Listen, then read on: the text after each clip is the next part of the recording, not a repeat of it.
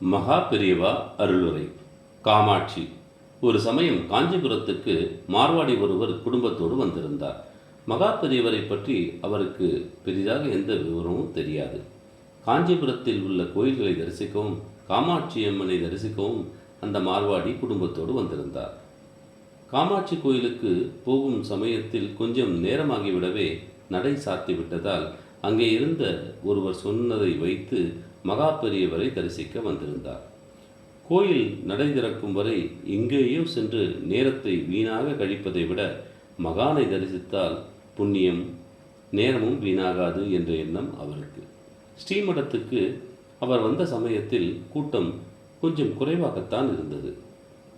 மெதுவாக நகர்ந்த வரிசையில் நின்று கொண்டிருந்த அந்த மார்வாடி தன் முறை வந்ததும் மகா பெரியவா முன் விழுந்து நமஸ்கரித்தார். சுவாமி, நான் இதற்கு முன்னால் உங்களை பற்றி கேள்விப்பட்டது கூட இல்லை. கோயில் தரிசனத்துக்காகத்தான் வந்தேன்.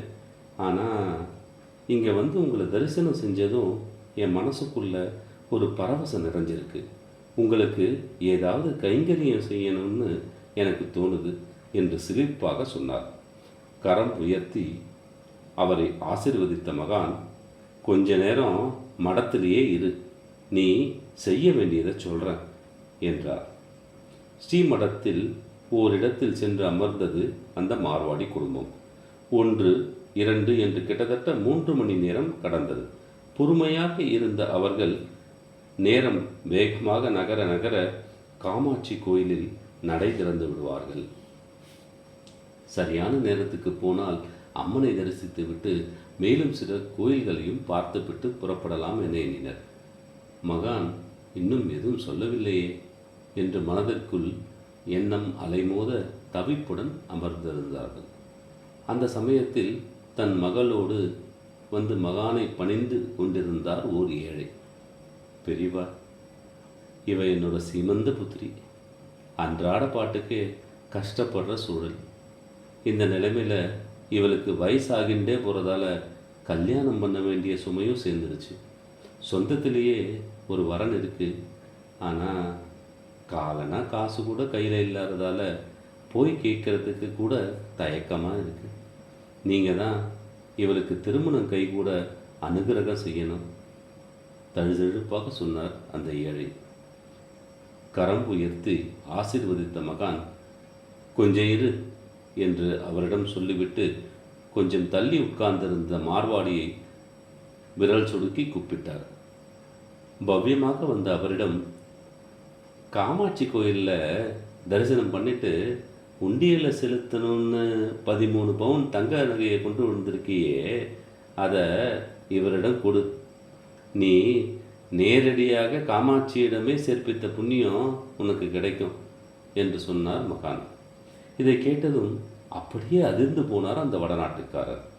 கோயில் உண்டியலில் போடுவதற்காகத்தான் நகையை கொண்டு வந்த விஷயத்தை அவர் தன் குடும்ப உறுப்பினர்களிடம் கூட சொல்லவில்லை. 1 பவுன், அரை பவுன் என்று சின்ன சின்ன நகைகளாக சேர்த்து மொத்தமாக 13 பவுனை ஒரு முடிச்சாக கட்டி பெட்டியில் பத்திரமாக எடுத்து வைத்திருந்தார். அது எப்படி இந்த மகானுக்கு தெரிந்தது? காமாட்சி கோயிலில் அதை செலுத்தணும்னு தீர்மானித்தது கூட இங்கே உட்கார்ந்திருந்த நேரத்தில் தானே. அதையும் அல்லவா இவர் சரியாக சொல்கிறார். மனதுக்குள் கேள்விகள் எழ ஆச்சரியத்தோடு அமைதியாக நின்றவரிடம் மகானே மறுபடியும் பேசினார். என்ன, காமாட்சி கோயிலுக்கு கொண்டு வந்ததை இந்த பொண்ணுக்கு எப்படி தர்றதுன்னு யோசிக்கிறியா? கேட்டவர் அந்த பெண்ணை பார்த்தார். உன்னோட பேர் என்னன்னு எல்லோருக்கும் கேட்கறாப்புல சொல்லு என்றார். அந்த பெண் காமாட்சி என்று சொன்னது அங்கே எதிரொலித்தது. மார்வாடி மட்டுமல்ல, அங்கே இருந்த எல்லோருமே ஆச்சரியப்பட்டார்கள்.